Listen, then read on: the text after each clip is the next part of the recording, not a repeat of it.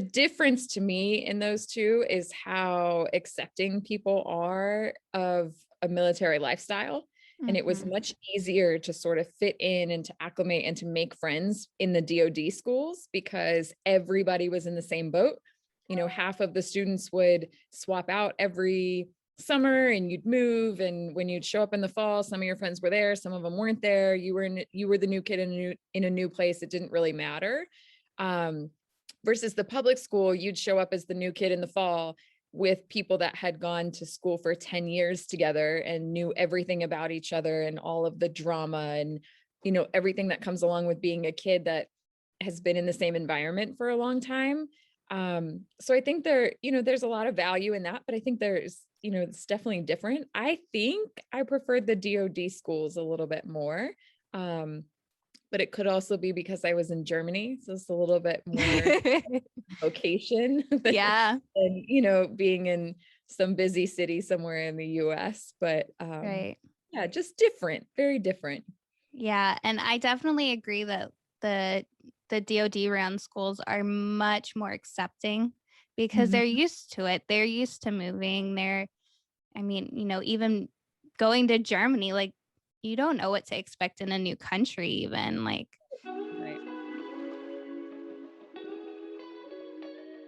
Right. Technology has come, so far. I think it has closed the gap a lot, particularly in the military world with deployments mhm. and things like that. Like we used to schedule with my dad on a phone call when the next time he thought he'd be able to make another phone call. Like you didn't have email, you didn't have FaceTime, you didn't have all of that stuff at your disposal. So, then you'd have to wait. Like, and if something came up to like go and do something fun with your friends, it was like, no, you're going to wait for this phone call from your dad Yeah, for, 5 minutes a week that you're going to get to talk to him before you can go out and play right. or go further than the phone can reach. You didn't have cell phones back then. I'm really making myself sound old, but you just didn't have, you were tethered a little bit more if you wanted to communicate. You didn't have the, easy option. We used to have dial-up internet in Germany where you would get online, download all your email, get off, reply to everything, get on, send it, and then get back off. Like, and that was at the time when my dad was deployed, like a great way to communicate because it was new. Yeah. Now it's like you can FaceTime, you can anything that's available on Wi-Fi is at your fingertips, which I think is great and makes such a difference in terms of staying connected while people are, deployed or on different, time zones and parts of the world and all of that kind of stuff because it's all still happening. Yeah, and you can, stay up to date more with, Right. the your parent that's deployed or, even if they're just gone for a month, like on training, like you can stay in so much better contact. And I mean, even like now, when I was growing up and dad was joining and all of that, that was like 2010. So like 10 years ago. And it's even grown since then for sure. Absolutely. Absolutely. In a good way. I think it's all, Yes, for sure. great and, but it's different. It's definitely very generational. I have one of my sisters is 11 years younger than I am. And so my experience with a military child with multiple deployments from my dad is much different than hers because he Right. retired at almost 30 years when she was 9 years old. And so, for her, she started in pre-K and went all the way through high school with the same kids, like a Yeah. regular public school, totally different world. My husband now is also a veteran and he's retired and we just had a baby and she's going to grow up. Her dad will always be a retired soldier, but she's not going to move and he's not going to deploy while, she's growing up. So, it's just there's a whole circle out there of who experiences what and it's very different. Yeah.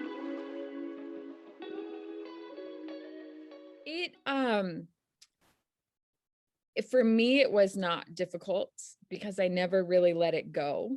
Yeah. I was very lucky. I went to high school, all 4 years of high school in the same place because my dad at that point made the decision to get out and to not move my family back overseas at that sort of critical point in my life. Um, so I went to college in Virginia. I went to Virginia Tech, did my 4 years there. I had always known I wanted to be a physical therapist. And so I went straight into physical therapy school. And on the first day, you write yourself a letter of like, where do you think you'll be in 4 years or 5 years? And I said, in a perfect world, I would work for the military and treat their amputees, because I had met an amputee skier years and years before. And I just thought that was like just such a challenge and such a fascinating, from a medical standpoint and ability standpoint, such Sure. a fun thing to do. And so I went to PT school. I did all of my full-time internships with the military. I did one at Quantico Marine Base, the Landstuhl Hospital in Germany, and then at Walter Reed. And so when I finished, I stayed at Walter Reed as a full-time employee. And so my life has always been very ingrained in either as a military child or then in turn serving as a civilian um, in my adult life. And so I never totally let it all the way go. So I didn't have to finish that transition, Yeah. but it was such a part of who I was. And it was such a population of people that I had been taught to just admire so much, and to, I just was so honored to be able to continue to be a part of that world and to take care of, my childhood heroes, some of them. And so, some of them, once you get to know them, it's like, oh, maybe I don't have to give you that title, but, you know, they're great. And at the end of the day, like, somebody that's willing to make that kind of a sacrifice for a total stranger, like, I don't care how much of a jerk you might be to somebody else. Like, those people just deserve so much respect. And that was just how I was raised. And so when it came back to, giving back and what am I going to do with my life? It's like, there just was no question. Like, that's the world I'm going to be in, and I'm going to give them whatever I can. And so I've been lucky in that sense.